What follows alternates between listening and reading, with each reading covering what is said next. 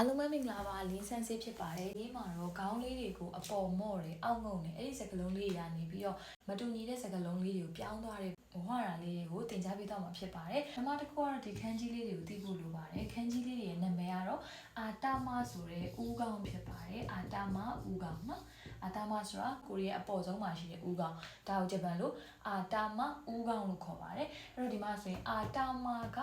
အာဂါရာနိုင်ဒီခန်းကြီးလေးကိုသိမယ်လို့ထင်ပါတယ်အာဂါဒီမတ်ကနေလာပါတယ်အာဂါဒီမတ်ဆိုတာကအပေါ်ကိုတက်တာပေါ့နော်အဲ့တော့ဒီမှာဆိုလို့ရှိရင်အာတာမာကအာဂါရာနိုင်ဆိုတော့ဦးကောင်းကအပေါ်ကိုမတက်ဘူးဆိုတဲ့အဓိပ္ပာယ်ကြတော့ဦးကောင်းကအပေါ်ကိုမတက်နေဘူးဆိုလို့ရှိရင်ဘာဖြစ်နေမှာလဲဆိုအောက်ကိုကျနေမှာပေါ့အောက်ကိုကျနေဆိုဘာဖြစ်မှာလဲဆိုခေါင်းရငိုက်ဆိုင်ကြီးဖြစ်သွားမှာအဲ့တော့ပြောရမယ်ဆိုရင်မြန်မာလိုအဓိပ္ပာယ်ကအဲ့လိုဖြစ်ပေမဲ့ခေါင်းကိုငုံထားတယ်ဦးညွတ်တယ်ဆိုတဲ့အဓိပ္ပာယ်တရားရောက်ကိုဒါလေးစားသောအားဖြင့်ပဲဖြစ်ပေါ့နော်ကိုယ့်ရဲ့ခေါင်းကိုငုံထားတယ်ခေါင်းကိုဦးညွတ်ထားတယ်ဆိုတဲ့အဓိပ္ပာယ်ဆိုရင်ဂျပန်လိုအာတာမာကအာဂါရာနိုင်ဆိုပြီးပြောပါတယ်ခေါင်းကအပေါ်ကိုမတက်ဘူးခေါင်းကအောက်ကိုငုံနေရဆိုတဲ့အဓိပ္ပာယ်ပါအာတာမာကအာဂါရာနိုင်အဲ့ဒါနဲ့မတူတဲ့နောက်တစ်ခုကကျတော့ဒါအာတာမာကိုစာကေတို့စာဂါဒီမတ်တို့စာကေတို့လို့ဆိုရင်စာကေမတ်ကကျတော့ချထားရဲဆိုတဲ့အဓိပ္ပာယ်နော်ချထားတယ်ဘာကိုချထားရဲဆိုရင်ခေါင်းကိုအောက်ကိုချထားတယ်ချထားတဲ့မှာသူအောက်ကိုချထားရဲဆိုတဲ့အဓိပ္ပာယ်ပေါ့နော်အဲ့တော့အာတာမာဝုခေါင်းကိုဝုဆိုတဲ့ပါတီကမြန်မာလိုအဓိပ္ပာယ်ကိုအဲ့တော့အာတာမာဝုခေါင်းကိုစာကေတို့နော်ဒါစာကေတို့ခေါင်းကိုအောက်ချထားရဲဆိုတော့ဒါကကျတော့သူကခေါင်းကိုအောက်ငုံထားရဲဆိုတဲ့အဓိပ္ပာယ်ဖြစ်ပါတယ်ဒီအပေါ်ဆုံးက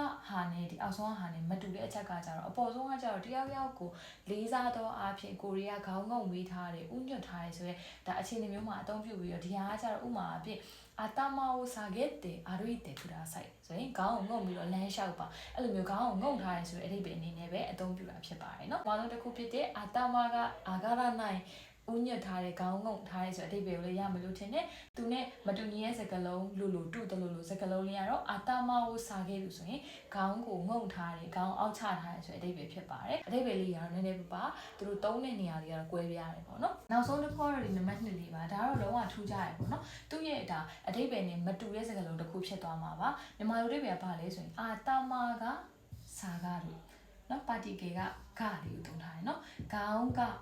အောက်ကြတယ်ဆိုတော့ကိုရီးယားတရားရောက်ကိုလေးစားရတယ်ပဲဖြစ်ဖြစ်ဥမာအဖြစ်တက်မတော်နေပါဆိုလို့ရှင်ကိုရီဘာလုပ်လဲဆိုအလေးပြုတယ်မလားဘာလို့အလေးပြုရလဲဆိုတော့လေးစားလို့အလေးပြုတာတော့အားလုံးမတ်မိအောင်အဲ့လိုလေးပဲမှတ်စေချင်တယ်ပေါ့နော်အာတာမာကစာကားတို့ခေါင်းအောက်ချထားတယ်အောက်ငုံထားတယ်ဘာဖြစ်လဲဆိုတော့အဲ့လူတယောက်ကိုလေးစားလို့သူ့ရဲ့ရှိမှာခေါင်းငုံတာခေါင်းအောက်ချတာအဲ့တော့သူ့ရဲ့မြန်မာလိုအဓိပ္ပာယ်အာတာမာကစာကားတို့ဆိုတဲ့အဓိပ္ပာယ်ဖြစ်ပါတယ်သူ့ရဲ့ဒီခေါင်းကိုအောက်ချတာလို့လေးစားရဆိုတဲ့အဓိပ္ပာယ်ဖြစ်တာမဟုတ်ဘဲနဲ့ဂျပန်လိုဆိုရင်လေးစားတယ်ကိုအာတာမာကစာကားလို့ဒါပြောတာဖြစ်တဲ့အတွက်ကြောင့်ဆန်စီတော့အဲ့လိုလေးပြောင်းပြီးတော့မှတ်လိုက်တာเนาะဒီကလုံးလေးကလည်းသူ့ရဲ့မူရင်းပုံစံနဲ့ကွဲပြားသွားတဲ့အဓိပ္ပာယ်လေးပေါ်တဲ့အတွက်ကြောင့်မလို့တေချာလေးမှတ်ထားပေးပါစာမေးပွဲမှာလည်းခဏခဏမေးပြီးတော့လက်တွေ့မှာလည်းအသုံးပြုလို့ရတယ်ပေါ့နော်အာတာမာကစာကားလို့ဆိုရင်လေးစားရဆိုတဲ့အဓိပ္ပာယ်ဖြစ်ပါတယ်